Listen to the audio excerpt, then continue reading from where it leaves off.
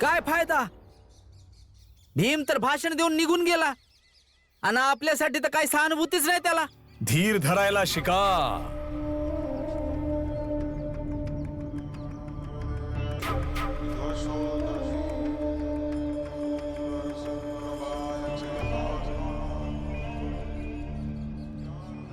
धीर धरा. अशा संपाच्या मार्गावर चालण्यासाठी महत्वाचं असतं धीर धरणं. परिणाम होईल, नक्की होईल. बस हळूहळू होईल. चला आपण काम करायला जाऊया. चल मीरा, येतो म्या.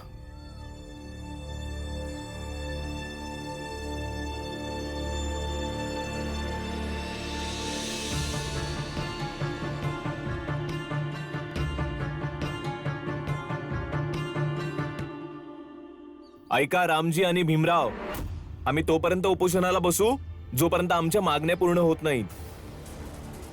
जोपर्यंत भीमरावची आत्या आपली विधवा बनण्याची प्रथा पूर्ण करत नाहीत. ही तर सुरुवात आहे.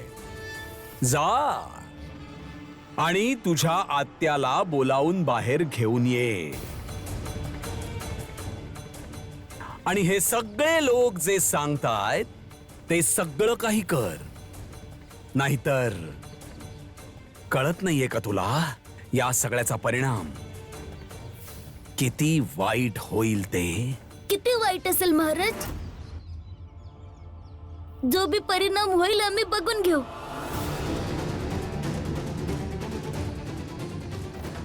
बाबा चला. चल बाळा.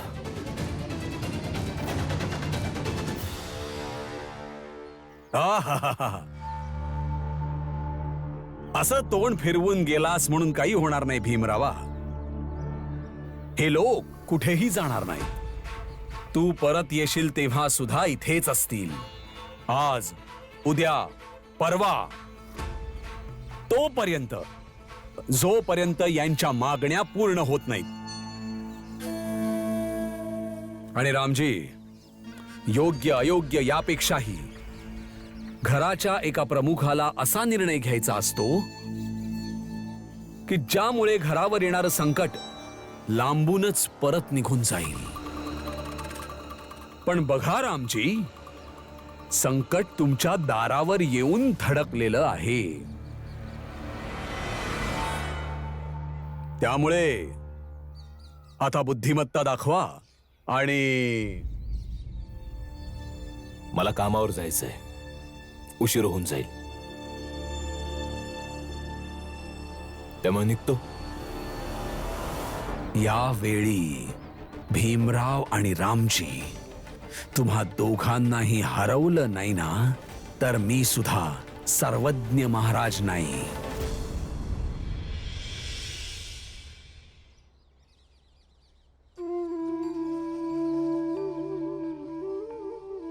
रामजी. अहो शेठजी, नमस्कार. तुमची हातगाडी कुठे? अन जे बी झालं त्याची काळजी नका करू. फक्त तुम्ही आहात, मग आमचे शेठजी कुठे आहेत? आणि ती हातगाडी? आता नाही राहणार हातगाडी. सेठजीनं सांगितलंय का रोज रोज कोणी विनाकारण तुमच्या लोकांमुळं आपलं नुकसान का करून घेईन. हे बघा, मी तुम्हाला विश्वासानं सांगतो, यावेळी कोणी बी आपल्या हातगाडीला हात नाही लावणार. काय गरज नाही आहे विश्वास देण्याची, आणि आता तुमची पण काही गरज नाहीये. पर तुम्ही असं कसं बोलू शकता? ते तर आम्हाला काय नाही बोलले. पर आता नाही म्हणतात ना, सेठजीनं सांगितलंय आतापासून हातगाडी बंद. मला एकदा शेठजींशी बोलायचं आहे. पर आमच्या शेठजीला तुमच्या दोघांशी एक शब्द पण बोलायचं नाही. त्यांनी तुम्हाला काम सोडून जायला सांगितलंय. आमच्या शेठजीनं या शेठजी सोबत करार केलाय. आमच्या दोघांमध्ये करार झालाय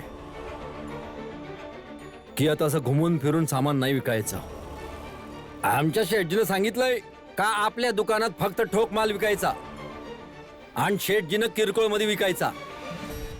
जसं जसं हे शेठजी आमच्या शेठजीचा पैसा परत करतील तसे तसे आमचे शेठजी यांचं दुकान परत करण्याची प्रक्रिया करतील. याकरता आता कोणाला बी तुमची काय बी गरज नाहीये. रामजी, तू आता स्वतःसाठी दुसरं काम शोध. शेठजी, तुम्ही कोणी दुसऱ्याला ठेवा. मी तुला जाऊ देणार नाही. तू माझ्या नेहमी सोबत राहशील. आजपासून पैसे ठेवणार नाही तर ते तुझ्या हातात देणार. कमीत कमी इतकं तर मला करू दे रामजी.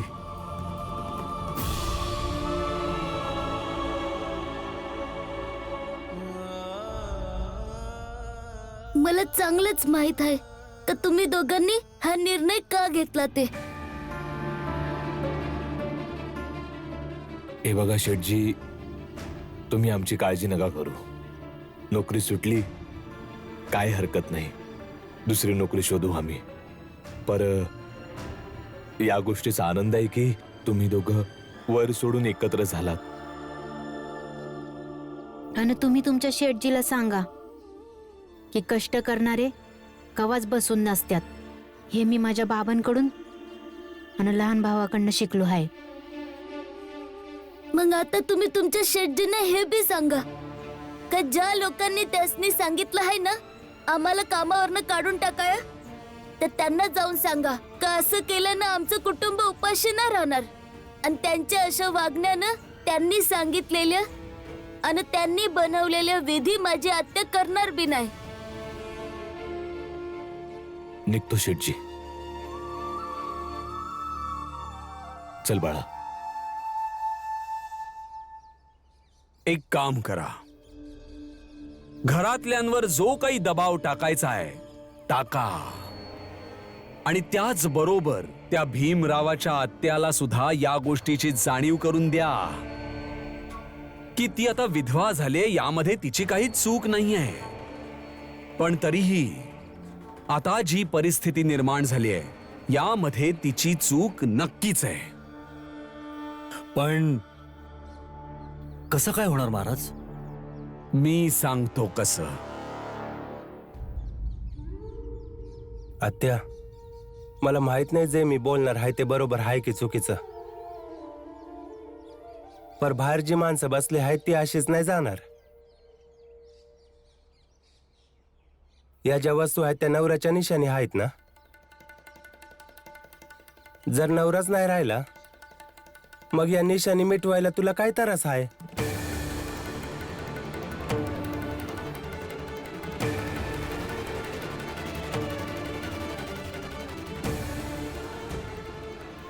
तुमचा नवरा मेला आहे. तुम्ही आता ही वेदव्याची साडी घालून दादांची अंतिम संस्काराची प्रक्रिया पूर्ण करा.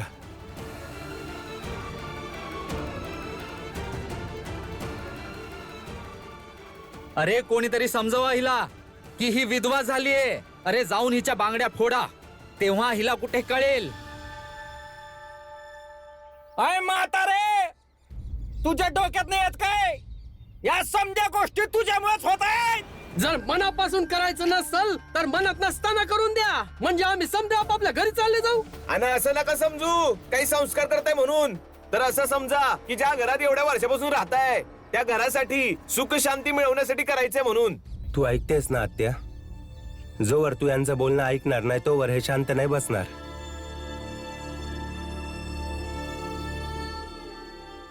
आम्ही तोपर्यंत उपोषणाला बसू जोपर्यंत भीमरावची आत्या आपली विधवा बनण्याची प्रथा पूर्ण करत नाही तोपर्यंत. नाही आत्या, तू कुठं बी जाणार नाहीस. या समदानं काय बी बोलू दे. मंजुळा, असं अजिबात नाही आहे की मी आत्यावर प्रेम नाही करत. पर या परिस्थितीत मी जे बोलतो आहे ते बरोबर आहे. आमच्या समद्यांचा बी प्रेम आहे आत्यावर बाळा दादा.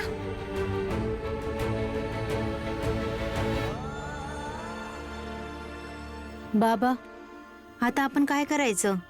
काम पण सुटले, पण आता आपण काम कुठं शोधायचं? आनंद, भीम, तुम्ही दोघांनी घरी जावा. मी काम शोधायला जातो. नाही बाबा, आम्ही बी काम शोधणार. आणि तसं बी आपण आता तिघं काम करणार ना. हे बघ बाळा, काम नंतर शोध, आताच तर काम सुटलंय. जेव्हा घरला समजा काही ठीक होईल तेव्हा काम शोध. बाबा, ती लोक या वेळेला काय बी चुकीचं नाही करणार. तुम्ही अजिबात काळजी करू नका. चला काम शोधूया.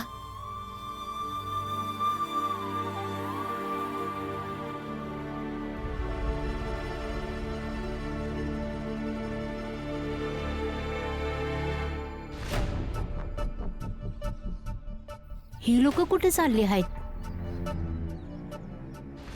आनंद दादा, ही लोक बी महाराज आणि स्पृश्य जातीतल्या लोकांच्या बरोबर आहेत. म्हणून ही लोक जिथं बी जात असतील ना, आपल्यासाठी काही ना काहीतरी नवीन संकट आणायलाच जात असतील. मी बघतो हे कुठे चाललेत आणि काय करायला जात आहेत. नाही आनंद दादा, आता कोण कोणतं संकट आणणार आहे आपल्याला यावर लक्ष नाही द्यायला पाहिजे. उलट आता जे आपल्या समोर समस्या आहे ना, आपल्याला त्यावर लक्ष दिलं पाहिजे. आणि आता आपली सगळ्यात मोठी समस्या ही आहे का आपल्याकडे काम नाही आहे. म्हणून आनंद दादा, आपण काम शोधायला जाऊया. बाबा चला. चल बाळा.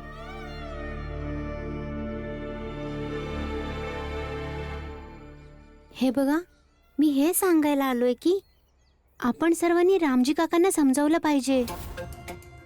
आज पहिल्यांदा स्पृश्य जातीचे लोक आपल्या जातीच्या लोकांसोबत उभे आहेत.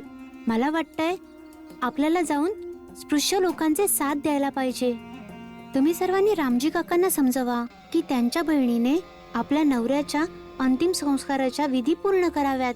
बरोबर बोलतायत हे. रामजी आणि भीमराव प्रत्येक गोष्टीला हटून बसतात. तेच तर, तुमचं रामजी काकांसोबत नातं भावनिक आहे. म्हणून आज देखील प्रेमाने समजावा त्यांना. बरोबर बोलतायत. चला आपण जाऊया. चला.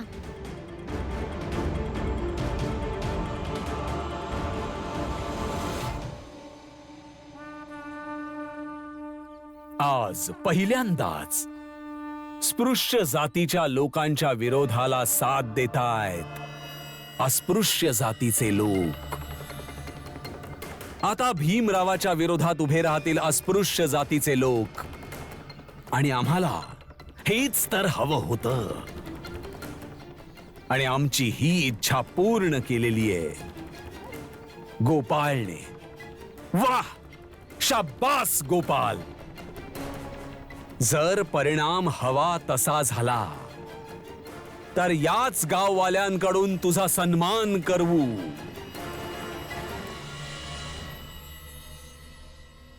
जोपर्यंत आमच्या मागण्या पूर्ण नाही होणार तोपर्यंत आम्ही इथेच राहणार. मग आम्हाला आयुष्यभर इथेच बसावं लागलं तरी चालेल. शेठजी एकदम बरोबर बोलतायत. काय भावांनो? होय होय. अरे तुम्हीच कशाला, आम्ही पण तुमच्या बरोबर आहोत.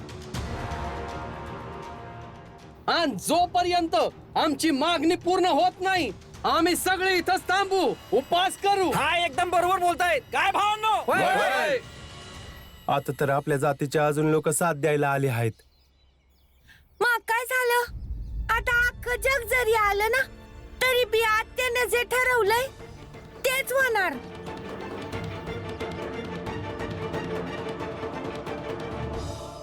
या लोकांनी तर हद्दच केली. वाटतंय दोन्ही जातींनी मिळून आपल्याला त्रास देण्याची शपथच घेतली.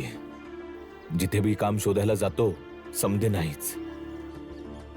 याच घटनेचं कारण देऊन काम देण्यासाठी नकार दिला.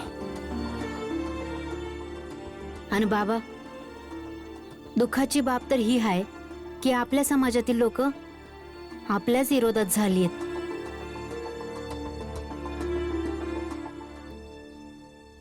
नाही आनंद, अशी कुठलीच गोष्ट नाहीये. आम्ही काही तुझे दुश्मन नाही आहोत. कोणासोबत दुश्मनी कायमस्वरूपी विसरून चांगल्या नात्यामध्ये बदलावं हेच आम्हाला हवंय.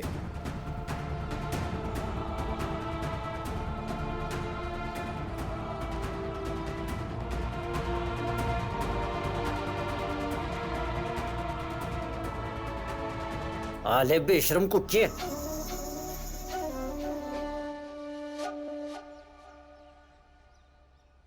तुम्हा लोकांना जे हवंय त्याच्याशी माझं काही घेणं देणं नाही. आणि तुम्ही लोक जर मला समजावायला आलात तर निघून जावा. रामजी काका, तुम्ही समजून घ्यायचा प्रयत्न का नाही करत? हे लोक इथेच बसून राहतील, उपाशी पोटी इथेच बसतील.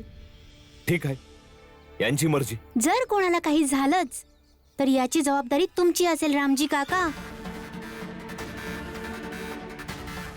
जबाबदारी आणि तुम्ही जे म्हणताय ते असंच थोडी साध्य होणार आहे. जिम्मेदारी तुमची असो वा नसो, आम्ही असेच उपाशी आणि पाण्याशिवाय राहू. काय मित्रांनो? अरे बेश्रमा, तुझ्या समाजवाले पण इथंच बसली आहेत. बाबा, आता परिस्थिती बिघडते आहे. आधी आपल्या जातीचे लोक नेहमी भीमानं तुमच्या संग उभे राहायचे, आता गोपाळच्या बाजूने उभे राहिली आहेत. याच्या आधी आपण बाळा, मला हे नकोय की मी तुला सतत सतत ओरडावं. त्यामुळे शांत बस. यांना बसायचंय, बसू दे. पण भाऊ, बरबीर काय नाही, यांना जे करायचंय ते करू दे. अरे शरम कर बेश्रमा. जर याच्यामधून कोणाला बी काही झालं ना तर आम्ही तुला सोडणार नाही. काय भावांनो?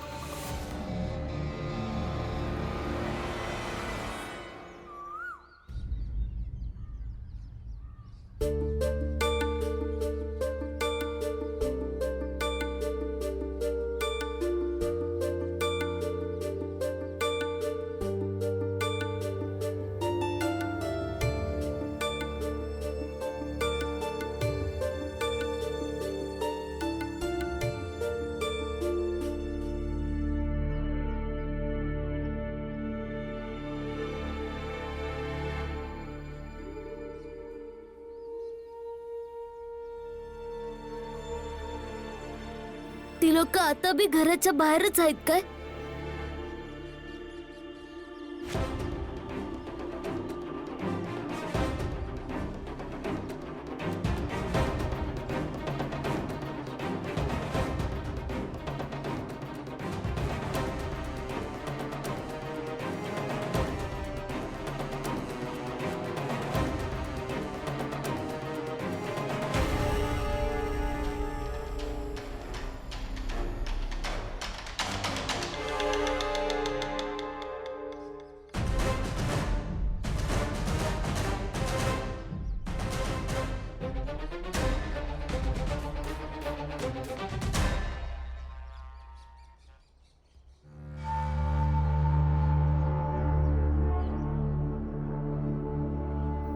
हे घे गोपाळ, घे हात पुढे कर आणि अस्पृश्य जातीच्या कुठल्या तरी एका माणसाच्या जेवणात हे मिसळ. पण महाराज, हे सर्व तर उपोषणाला बसले आहेत आणि ह्यांनी तर शपथ घेतली आहे की हे लोक काहीच खाणार नाहीत, काहीच पिणार नाहीत. मग कसं करू महाराज? परंतु ईश्वराच्या नावाने प्रसाद तर ग्रहण करू शकतात ना? होय महाराज.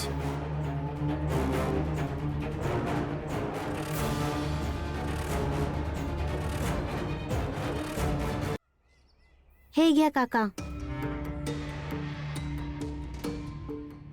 पुरंजन काका, प्रसाद. मला नाही खायचंय, का? कारण मला स्वर्गात नाही जायचंय.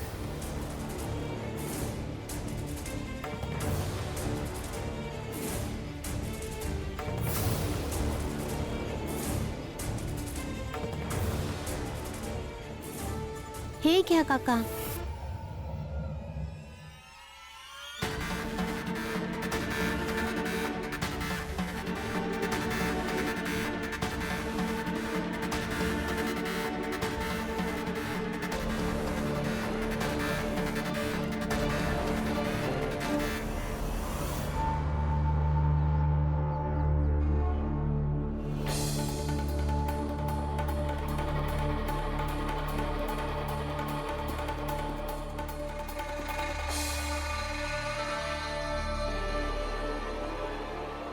अरे अरे काय झालं? अरे काय झालं काय झालं? अरे, काय झालं? अरे काय झालं भावा? अरे, काय झालं? काय झालं? अरे, काय झालं? अरे, बघ, काय झालं? याला?